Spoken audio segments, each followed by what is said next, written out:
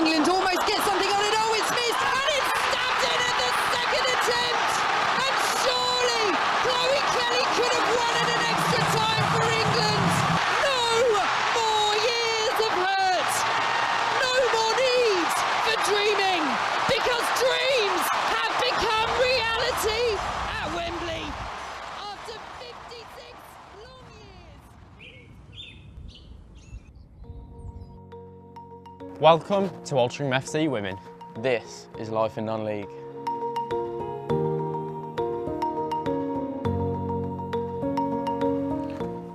Women's football has been played in England for over a century, but it's not always been as popular as it is today.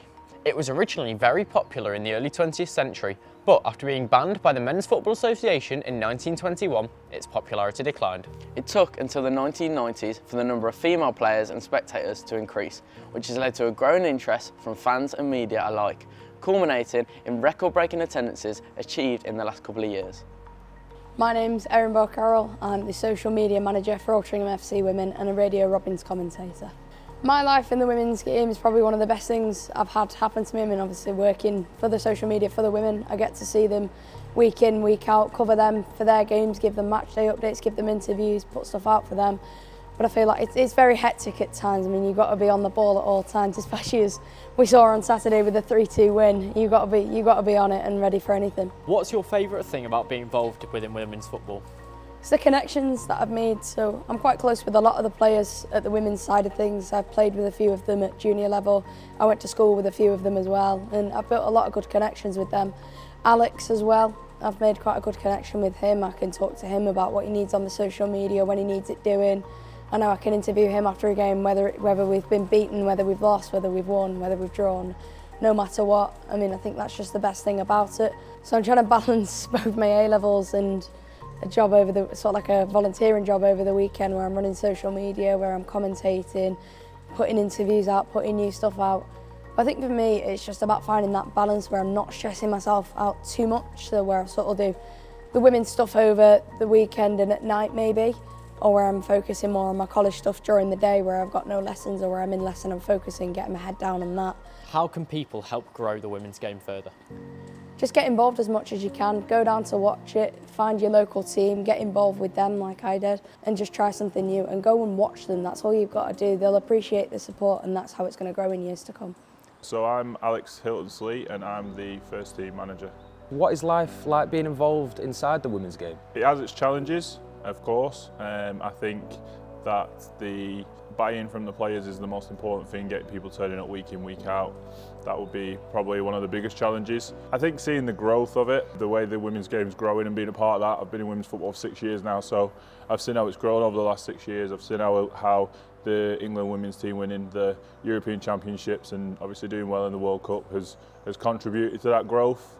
So for me, probably the best part of being in the women's game is being a part of the growth of it and helping to contribute to that in a positive way. I think it helps that I'm quite an organised person in general, so I like to plan ahead. I think that's key, balancing obviously a full-time job and this, which at times can be a full-time job, making sure you've got players available, making sure players have given the attendance, for example, to say who's going to be at training that week, who's available for the next game. There's a lot that goes on around it. It's not just a case of turn up on a Tuesday, Thursday and Sunday and let's see what happens. There's a lot of planning that goes on in the background. It has its difficulties, but I suppose when you're doing something that you really love doing, like football for example, you kind of make those sacrifices and you take it on the chin and you work forward the best you can. The best way to support it is just to go down and watch it, be a part of it, follow it on social media, share it, and just be around it. The England women's national team captured the hearts of the nation as the Lionesses won the Euros for the first time ever in 2022, then going on to reach the World Cup final for the first time ever in 2023, narrowly losing out to champion Spain. Since these achievements, women's football is bigger than it ever has been before in the UK. Today, the Women's Super League has 66 of its 132 games televised across Sky and the BBC, elevating the game to new fans every week. Instead of seeing the same male players on the back of people's shirts, we're starting to see more female players instead. People are hearing the names of Mary Earps, Kira Walsh and Ella Toone, just to name a few, and more often bringing them to the same fame level as some of the male players. But there's some female players who have never been heard of before, some that play week in, week out, just as the top players do, who are completely unknown. If I said the names to you of Nat Lowe, Katie Robbins or Grace McArdle, would you know who they are? This is the story of those who are unrecognised. So I'm Natalie Lowe, Altrincham Women's captain, and I'm a personal trainer. What is life like being involved in the women's game? It's good. It's hard work at times. It's physically challenging, but it's enjoyable. Like, I love football as a sport, so it's something that I look forward to doing every week. What's your favourite thing about being involved in women's football? Winning, definitely. But to be honest, just being part of a team, like training every week, being part of a group that's trying to work towards a common goal. I don't think you get that in many other sports. So that kind of like atmosphere and camaraderie is really special at times, especially when you win. How difficult is it having to balance playing and working on a daily basis? Quite hard. Like, I have to get up very early for work, so it makes my days really long because we train quite late at night. Well, it feels late for me. Like 7 o'clock is late for me. So I'm getting up at 4:30, 5:30 most days for my job. So physically it's quite demanding because you get to that time in the evening and you really do just want to go to bed or like have a rest. So it's kind of, for me personally, I feel like I have to sort of perk myself up and get ready for it sometimes. And I think as well, because it's not your full-time job, you know, you're not out there in the daytime, you're not going to the gym and training, you don't have the sort of structures that like a professional athlete has where people are doing things for you. You have to do everything off your own back. That does make it a lot more difficult. How can people help to grow the women's game further? I think watch the games for starters, take an interest and just support your local team. Like if you've got kids that are playing football, boys, you know, get your girls into football if they want to play. To grow like your local club, I think makes a massive difference because if every team does that, then all the leagues benefit as one. I'm Grace McArdle and I play for Altrincham FC and I'm a student. What is life like being involved in the women's game? It's great having that community feel and having the space to kind of express ourselves in sport, which in the past hasn't been there, so it's been great to kind of get out and show who we're about. What is your favourite thing about being involved in women's football?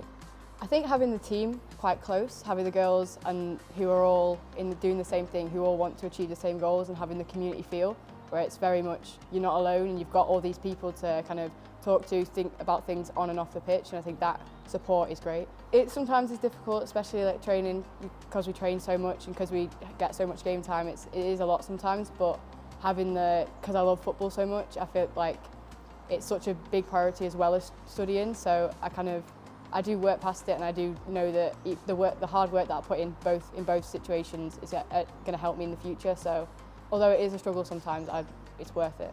How can people help grow the women's game?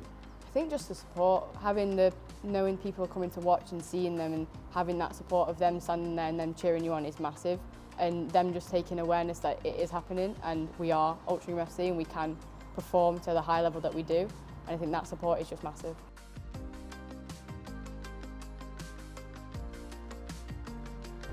We've seen that being involved in the non-league women's game takes determination, selflessness and passion. From the first tier to the 12th tier, there are many players inspiring young people to follow in their footsteps. Whilst there is still a long way to go in the lower leagues of women's football, it's clear to see there is a lot of hard work being put in both on and off the pitch, as those involved look to bring more exposure to the game and elevate it to the next level. So, if you want to be a part of further expanding one of the fastest growing sports in the world, play your part by getting down to games, building communities and inspiring others. And if women's football continues to grow at the rate it currently is, who knows how big it could become. This has been Life in Non-League.